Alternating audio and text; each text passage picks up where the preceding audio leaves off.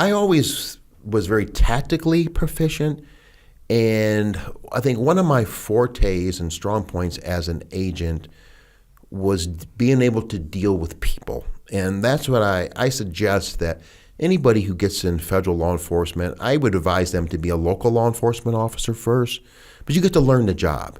You get to learn how to deal with people.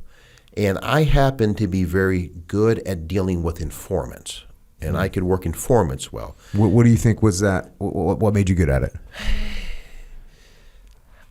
One, I think my street smarts, growing up in Detroit, and being able to talk the lingo and look the part. In life, unfortunately, a lot of times, when you first go in a situation, especially criminals, they're going to size you up.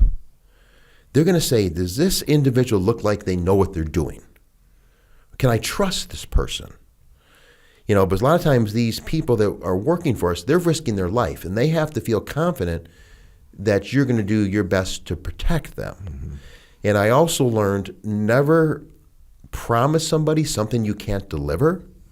Don't promise them, well, you work a couple weeks and you get a couple, I can make all your charges go away. It's not up to the agents. You have to bring their cooperation attention to the prosecutor, which then brings it to the judge, and those decisions are made then. And also treat people like a person. You don't have to start, go up talking down to somebody. Mm-hmm. I'm the big bad Fed, and you're just a lowly peon drug dealer. You don't do that. Mm-hmm. I start off giving everybody respect. Now, if you want to go sideways, we'll go sideways. Mm-hmm. But I'm going to give you the benefit of the doubt at first. And informants too, you got to be careful. They're informants. They're criminals. That they can turn their back on you too.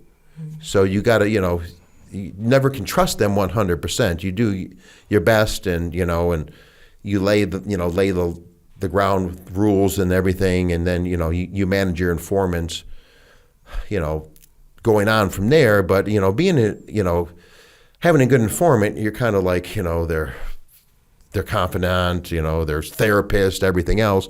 Your phone's going to be ringing in the middle of the night, and your informant's going to want to talk to you, because his girlfriend left him. He or left whatever. him, or he's they're doing this, they're he's thinking about making a bad. You need to answer those calls, and a lot of people don't like to do that. But if you want to do well at the job at a high level, that's kind of things you have to do. You got to put the work in. How many sources would you be running at a time? Like, how many people would you be working with? How many informants? Usually I kept anywhere from 3 to 5 informants at any one given time. And what does the trajectory of their lives look like? I mean, do they end up, they just do that until they eventually get caught and killed? Do they do it until they eventually, do something that sends them to jail? Do they ever get out of that life? It's kind of a mixture. Mm-hmm. Some do it until, they think they're slick and they're going to play both sides, and they get caught, mm-hmm. They go to prison. Some get killed. They get found out. We do everything we can to protect their identity, and some do it for a while, or some are, trying to help their legal situation or a family member's situation, or just doing it for money, and, eventually move on and get on with their lives and get back into some normalcy of life. And when I was a DE agent and a police officer, I didn't gauge my success on how many people I arrested and this and that. I gauged my success on how many people did I help to get their life together. Just because a person, gets caught up in drugs or some crime activities, it doesn't necessarily mean they're a bad person. They made some bad decisions. So I gauged my success mostly on, hey, how many people this year did I help?